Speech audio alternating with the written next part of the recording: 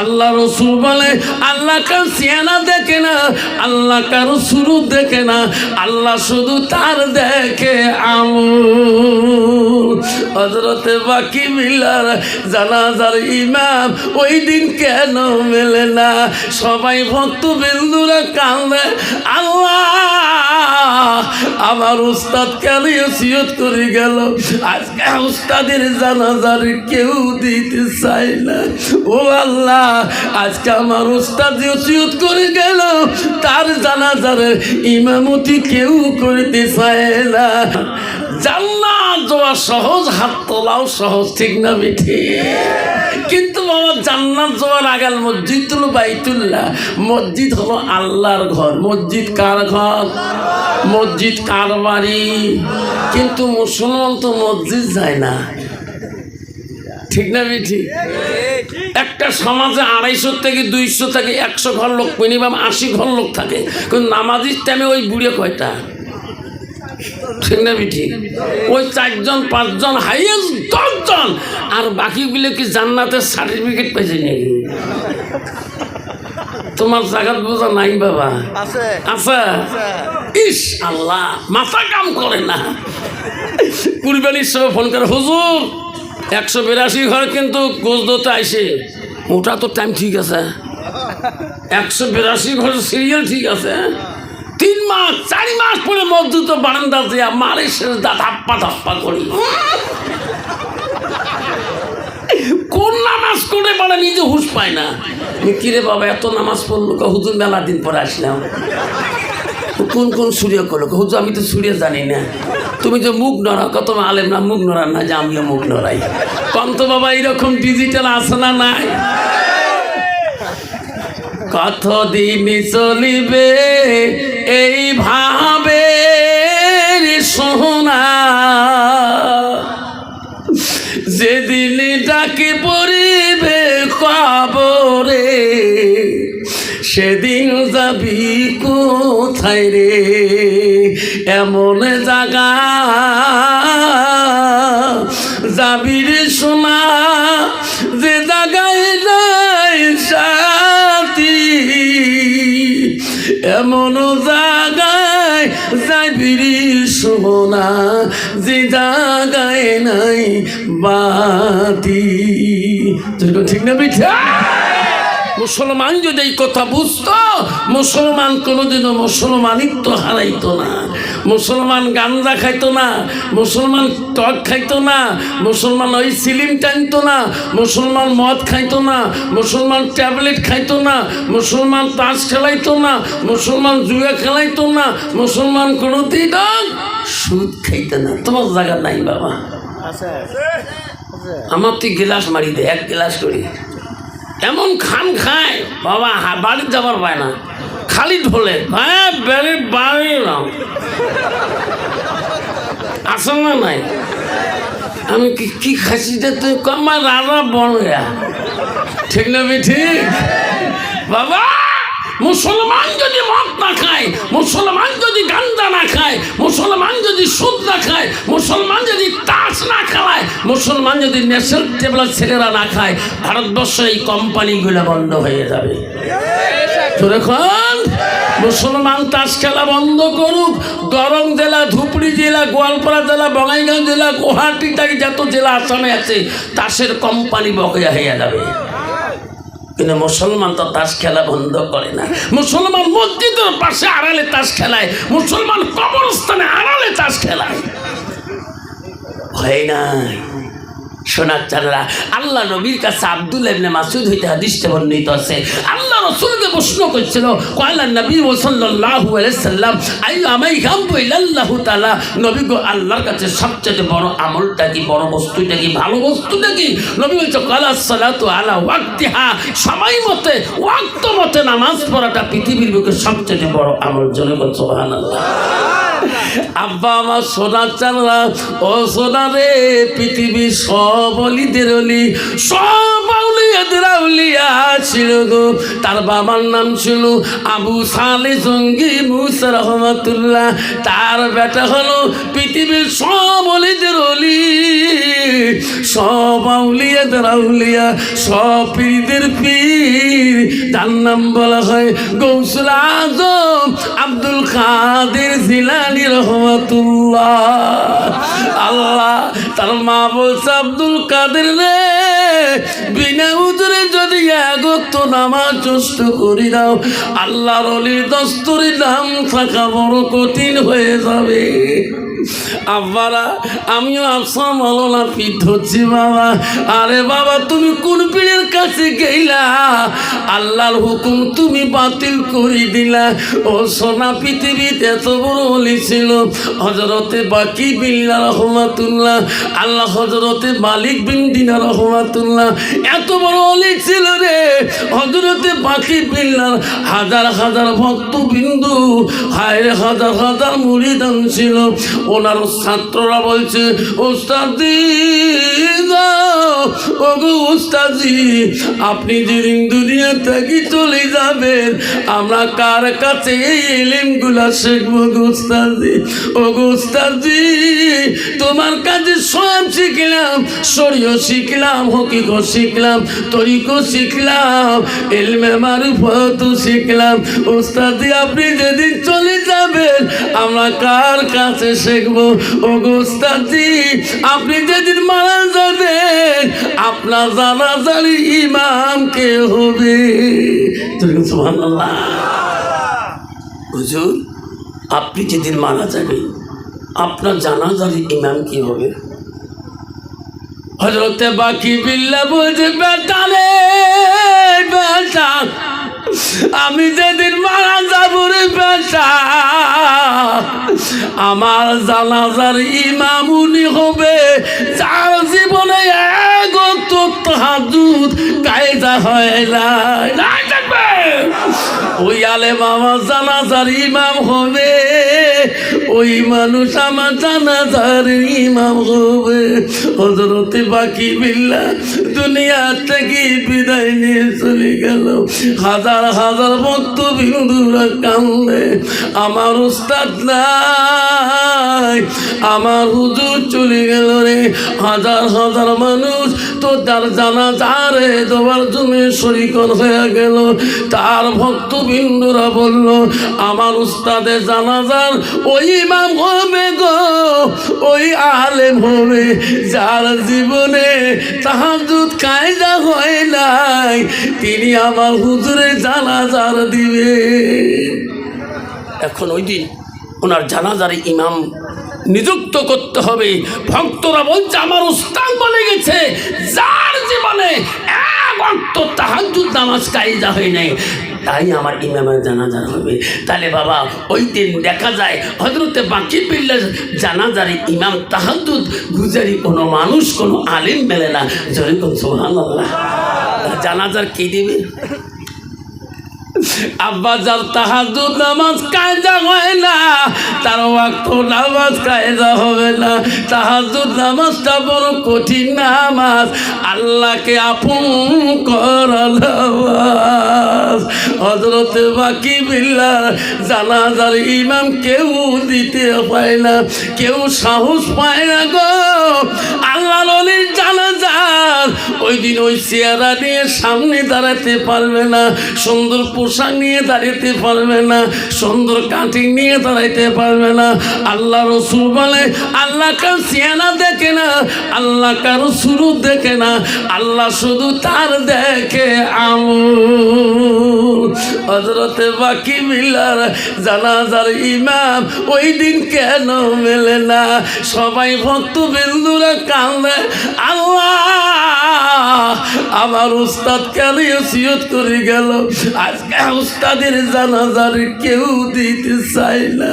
ও আল্লাহ, আজকে আমার উস্তাদ ওসিয়ত করে গেল, তার জানাজার ইমামতি কেউ করতে চায় না। ভক্তবিন্দুরা কান্দে পাগল হয়ে গেল। আল্লাহ বলে, বাকি বিল্লাহ রে, ও বাকি বিল্লাহ, দুনিয়াতে তুমি কি ওসিয়ত করি আসলা? তোর ভক্তরা কারণে পাগল হয়ে গেছে রে। এমন সময় দেখে তার ভক্তবিন্দুরা দেখে একটা মানুষ ঘোড়ার পৃষ্ঠে চড়িয়ে দ্রুত বেগে ওই বাকি বিল্লার লাশের সামনে আসতেছে। আসিয়া ঘোড়ার লাগাম ছাড়ি দিয়ে সবাইকে বলল, দাঁড়ে যাও, আমি হুজুর বাকি বিল্লার জানাজা দেব। যেরকম সুবহানাল্লাহ। লোকটা চেনা যায় না, লোকটা কোথায় থেকে এসেছিল? 4 তাকবীরে, এক এক করে 4 তাকবীরে জানাজা শেষ করে লোকটা ঘোড়ার পৃষ্ঠে চড়িয়ে যখন যাবে, ওই ভক্তবিন্দুরা দৌড়িয়ে যায় তার ঘোড়ার লাগামটা টানি ধরলো। কোথায় তোমার বাড়ি? কোথায় তোমার বাড়ি হুজুর? তোমার চিনলাম না। ও গোস্তাজি, তোমার পরিচয় দিয়ে যাও, তোমার নামটা কি? পরিচয় না দেওয়া পর্যন্ত তোমার ঘোড়ার লাগাম সারি দেব না। তখন ঘোড়ালা বলছে, বেটা রে, তোরা আমার ঘোড়ার লাগাম চারি দিনে বেটা, তোমরা জানো না আমি যে ওসিয়ত করে গেলাম আজকে পূরণ করলওয়ালা পৃথিবীর কেউ নাই। তোরা বলছে নাই, আমি তোমার উস্তাদ, আমার নাম বাকি বিল্লাহ রহমাতুল্লাহ। ঘোড়ার লাগাম লাভ দিয়ে সারি দিয়ে দৌড় মারলো। কিছু দূর যাওয়ার পরে লোকটা চিনাক্ত করা গেল না। আব্বারে পৃথিবীর এত বড় অলি ছিল গো আল্লাহ, পৃথিবীর একজন অলি হযরতে বাকি বিল্লাহ নিজের দাদা যারা নিজে দিল, দুনিয়াতে ওই ইমাম তাহাজ্জুদ গুজারি পাইল না। আব্বা তুমি যে তরিকায় যাও না কেন, বাবা তোর বাধা নাই, কিন্তু নামাজ নষ্ট করা যাবে না। নামাজ হবে কিয়ামতের ময়দানে সর্বপ্রথম দলিল। এই নামাজ হবে কিয়ামতের ময়দানে সর্বপ্রথম আদালতের দলিল। বাবা আজকে কত মুসলমান তোমার জায়গা নাই বাবা, আমাদের ধুবড়ি জেলাতে আছে। কেন হচ্ছে বাবা? কেন এই অবস্থা? মসজিদ কেন আজকে নামাজ হচ্ছে না? মসজিদে কেন আজান হচ্ছে না? মসজিদে এই দেখবেন ওই 4-5টা বুড়ে মানুষ নামাজি, 170 ঘর 80 জন লোক সমাজি, ওই ফজরের সামনে দেখবেন 8টা 9টা, ওই 4টে 5টা, আর বাকি লোক জীবনে মসজিদ আসে না। যদি কালে ভালো একদিন আসে, ওই একদিনে আসে চলে গেল, দেখবেন তার বেটির বিয়ের সামনে লাগিয়ে গেছে, দিন আছে। ঠিক না? আমি ঠিক বাবা? এইভাবে কতদিন থাকবেন? ওই তো খোদার খেলা, ওই তো খোদার লীলা, সকাল বেলা ধনী রে ভাই তুই ফকির সন্ধ্যাবেলা, বাসে কাটিবে খাটা বানাইবে, সেই খাটুতে তুলিবে 4 জনা, তুই আসবে তোমার প্রাণ আরো তো চাইবে না, বাস কাটিবে খাট বানাইবে, সেই খাটুতে তুলিবে 4 জনা, তুই আসিবে তোমার প্রাণ আরো তো চাইবে না, পায়ে কান্দিবে ভাতিজা কান্দিবে, আপন সত্য কেউ তো ছাড়বে না, ঘরের বিবি কান্দিয়া মিটাইবে বাসনা, ওই তো খোদার খেলা, নদীর উপার ভাঙ্গে এপার বাঁধে, এপার বাঁধে ওপার ভাঙ্গে, ওই তো খোদার খেলা, সকাল বেলা ধনী রে ভাই তুই ফকির সন্ধ্যাবেলা। ঠিক না? ঠিক মুসলমান এই মুসলমান এই কথা বুঝতো, আজকে মুসলমান কোনোদিনও মুসলমানিত্ব হারাইতো না। মুসলমান কোনোদিনও আব্বাজান সব জিনিসের ভালোবাসা আছে। আল্লাহ বলি দিল ইন্নাল মুসলিমিনা ওয়াল মুসলিমাত ওয়াল মুমিনিনা ওয়াল মুমিনাত ওয়াল কানিতিনা ওয়াল কানিতাত। ও আমার মুমিন বান্দা বান্দিরা, আমার বিশ্বাসী বান্দা বান্দিরা, আমার আদেশকারী বান্দা বান্দিরা, এখনো বাবারে ও মা বোনেরা শুনি আসে নাও, আম্মা তো তোমাদের এলাকায় কোনোদিন এই চর এলাকায় আসি নাই মা। ও মা বোনেরা, আল্লাহ রসুল কি বললো? আলমারা তুই যা সাল্লাত খামসাহা, আমার নবী বলে কোনো একটা মেয়ে যদি 5 ওয়াক্ত নামাজ পড়ে, ওয়াসামা শাহরুখা, ওই মেয়েটা যদি রমজান মাসে রোজা করে, ওয়াসানাত ফারজাহা, ওই মেয়েটা যদি পর্দায় বসি দেয় চলে, নিজের চরিত্রটাকে পবিত্রতা রাখে, আমার নবী বল ওয়াতাত বালাহা, ওই মেয়েটা যদি নিজের স্বামীর খেদমত করে, আমার নবী বলো ফাঁকাতে কুরু মানায় আবু আবির জান্নাতের সাথ। নবী বলো ওই নারীদের জন্য আল্লাহ 8টা জান্নাতের দরজা খোলা রাখবে। যদি কোন সুবহানাল্লাহ নাই থাকবে কন্ত বাবা। বর্তমান যুগের নারী তোমাদের এলাকা আছে কিনা? নামাজও জিরো, পর্দা জিরো, রোজা জিরো, স্বামীর খেদমত জিরো। যদি কোন ঠিক না ঠিক আছে না? দেখবেন যদি স্বামী নামাজি হয়, বিবি বেনামাজি। স্বামী যদি রোজা করে, বিবি রোজা করে না। 90% তোমাদের এলাকায় মা বোন ওই রকম নাই বাবা। আমাদের এলাকায় কত মা বোন আছে রে বাবা, ইস রাস্তা দিয়ে গেলে বাবা সে জানে এটা মুসলমানের মেয়ে। যেরকম ঠিক না ঠিক বাবা। ওয়াশ করি বাড়ি গেছিলাম বড় বড়ার থাকি, সকালবেলা স্কুল আছে 8টায় গাড়ি ছাড়লাম, বাচ্চাকা থেকে বাইক নিয়ে চলে যাব 25 কিলোমিটার। এখন গাড়ি থেকে বিড়ি 1 কিলোমিটার ফাঁকি দেখি 2 দল মহিলা 2 রাস্তায় যেতেছে। আমি যা সামনে যা মারলাম ডিস ব্রেকটা, সব মহিলা চুটকি উঠলো, হুজুরতে গাড়ি ডিস ব্রেক মারলো, খারাপ হইলাম।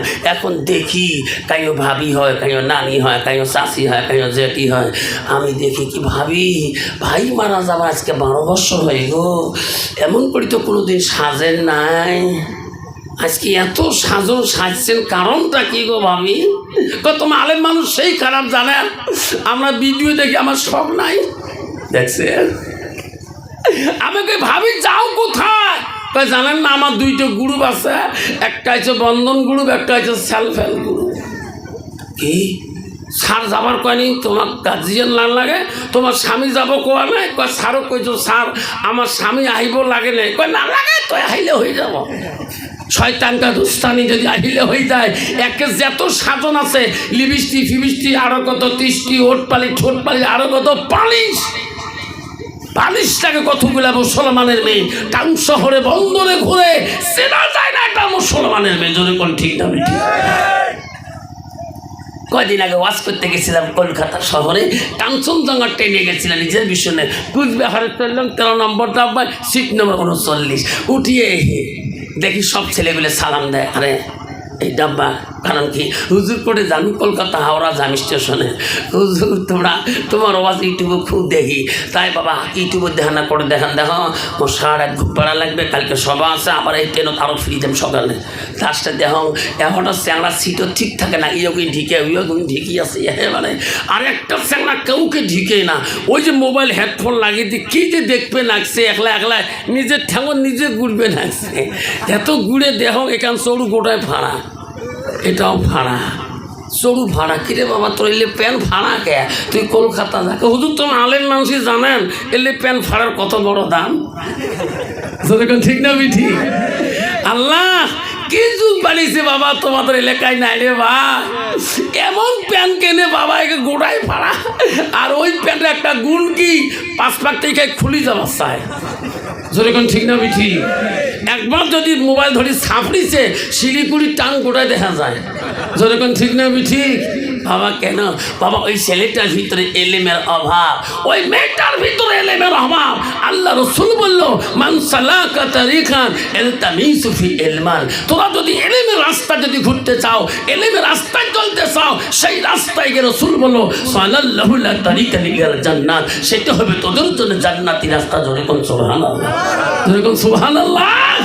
কিন্তু বাবা মুসলমানের ছেলে এখনো বাবা খ্রিস্টান নাসারাদের একটা প্যান্ট পেনে, যে প্যান্টটা পেনি ছেলেরা বসবে পায় না। আছে না নাই? কি প্যান্ট বাবা রে, এমন টাইট রে বা, তাই কইছে পুত্র বৈশ্য কোথায়, ঠিক না? আমি ঠিক কন্ত ওই প্যান্ট পিনিয়ে বাবা কন্ত বসি পেশাব করতে পারবে? পারবে? আমার মা বলেন আম্মারা শুনে রাখো, মা মা বই আছে আমার মা বলে শুনে রাখো গো, আল্লাহ রসুল কি বললো, ওয়াতাত বালাহা, মা তোমার স্বামী যখন বাড়িতে যাবে রে মা, ও মা তোমার স্বামীর কাছে তুমি মুস্কি হাসি মারবা, একটা কথা মিষ্টি মিষ্টি বলবা। আল্লাহ রসুল বলো জাউজুহা আলাহা আলাদিন, তোমার স্বামী যদি তোমার কথাতে রাজি খুশি হয়ে যায়, আমার নবী বলে দেখা আলাতিল জান্নাত, সেই মেয়েটা হবে সর্বপ্রথম জান্নাতি। নাই থাকবে। কিন্তু বাবা সোনার সামনে বর্তমান যুগের নারীরা স্বামীর সাথে কথা বলাও জানে না, আবারে স্বামীর সাথে কথা বলতেও জানে না। মা বলে না শুনে রাখো মা, তুমি কেন কথা বলা জানো না? আল্লাহ নবীর প্রথম স্ত্রী ছিল রে মা, ও মা নবীজির প্রথম বিবি ছিল হযরতে খাদিজাতুল কুবরা, নবীজির দ্বিতীয় বিবি ছিল হযরতে সাউদা রাদিয়াল্লাহু তাআলা, আমার নবীজির তৃতীয় বিবি ছিল হযরতে মা আয়েশা সিদ্দিকা আম্মাজান, নবীজির চতুর্থ বিবি ছিল হযরতে জয়নব, নবীজির ৫ নম্বর বিবি ছিল হযরতে হাফসা, নবীজির ৬ নম্বর বিবি ছিল হযরতে উম্মে সালমা, নবীজির ৭ নম্বর বিবি ছিল হযরতে উম্মে হাবিবা, নবীজির ৮ নম্বর বিবি ছিল হযরতে মাইমুনা, নবীজির ৯ নম্বর বিবি ছিল হযরতে সুফিয়া, নবীজির ১০ নম্বর বিবি ছিল হযরতে রায়হানা, নবীজির ১১ নম্বর বিবি ছিল হযরতে মারিয়া। নবীজির একর থাকি জীবনে ১১ জন স্ত্রী চলে যায়, কোন স্ত্রী দ্বারায় নবী কষ্ট ব্যথা পায় নাই। যেরকম সুবহানাল্লাহ। কন্ত বাবা বর্তমান যুগে যার ২টি বিবি বা ৩টি আছে তাই কষ্ট পায় না? না পায়? হ্যাঁ কষ্ট মানে বাড়ি যাবার সাহস পায় না। তোর এখন ঠিক না মিটি কিরে তুই এলাও করে ভ্যাবের ঘাটে আসিস, বাড়ি যাবো না? ভাই তো 3টে বউ, একজন মাথা থেকে একজন কমর টেপে একজন পাও টেপে, ওই পুষ করে দিয়ে বাড়ি যাবার সাহস পাওয়ার না। পাও টেপা মারাসি বেহি নিয়ে দাঁড়িয়ে আছে এক বউ। সেরকম ঠিক না মিটি? মা বলে আম্মারা শুনে রাখো মা, ও মা বলে না তুমি কেন বুঝলি না? নবীজি ৩ নম্বর বিবির কথা বললাম, ওই বিবিটা কোন বংশের মেয়ে ছিল? আমার মদিনার প্রথম রাষ্ট্রপতি ছিল, মদিনার প্রথম খলিফাতুল মুসলিমিন ছিলেন। ওই রাষ্ট্রপতির মেয়ে 2টা মেয়ে ছিল মা, হযরতে আবু বকর ছিল মদিনার প্রথম রাষ্ট্রপতি খলিফাতুল মুসলিমিন। আবু বকর 2টা মেয়ে ছিল, প্রথম মেয়ের নাম ছিল হযরতে আসমা, দ্বিতীয় মেয়ে হলো হযরতে আয়েশা। আয়েশা হলো নবীজির তৃতীয় স্ত্রী। মারে হযরত আয়েশার এত গুণ ছিল, মা 7 থেকে 9 বছর বয়সে নবীজির সঙ্গে বিবাহ হয়ে যায়। নবীজি বাড়ি আসলে আয়েশা নবীর কাছে যে দাঁড়ায়, নবীর মুখের দিকে তাকায়, নবীর শরীরটা বলায়, নবীর হাতগুলো বলায়। নবী বলে আয়েশা রে আমি বাড়ি আসলে আমার মুখের দিকে কেন তাকাও, আমার চেহারার দিকে তুমি কেন তাকাও? আয়েশা বলছে নবী গো, ওগো নবী তোমার চেহারাটা দেখলে ওগো নবী আমার আয়েশার কলিজাটা ঠান্ডা হয়ে যায়। সুবহানাল্লাহ। কন্ত বাবা বর্তমান যুগের নারী স্বামী বাড়িতে কাজ কাম করি গেলে, খেতে কামারে কাম করি গেলে, মা এই যে ভুট্টে জোয়ার যত আছে মাখুই আছে কাম করি, মাথার গাম পাই ফেলে দিলে কন্ত কোনোদিন বিবি মুখের দিকে তাকে মুচকি হাসি দেয়? কি ডিজিটাল বিবি রে বাবা। বর্তমান যুগের নারী স্বামী বাড়ি গেলে একদল নারী আছে বাবা, খালি দেখবেন খালি কল করে থাকে, মাগুর মাত্র মতো থাকে। আছে না বাবা? বাবা নারী কয় প্রকার জানেন? নারী হল 4 প্রকার: হস্তেনী, কদমনী, সাংখিনী, লোহাজনী। এই যে রসুল বলছে নারীকে বিয়ে করতে হলে নারীর গুণ দেখে বিয়ে করো। 1 নম্বর গুণ দেখো, মেয়েটার যতই ডিগ্রি কোয়ালিফিকেশন হোক না কেন, 1 নম্বর গুণ দেখো মেয়েটার ভিতরে আল্লাহর কালাম এলেম আছে কিনা। নবী 2 নম্বর গুণ বললেন ওই মেয়েটাকে বিয়ে করতে হলে তাদের বংশের দিকে তাকান, তার বংশের মধ্যে আল্লাহওয়ালা মুত্তাকিন পরহেজগারি আছে কিনা। মুসলমান তো ওটা দেখে না, মুসলমান দেখে নগদ কত আর বাকি কত। এরকম ঠিক না বেঠিক?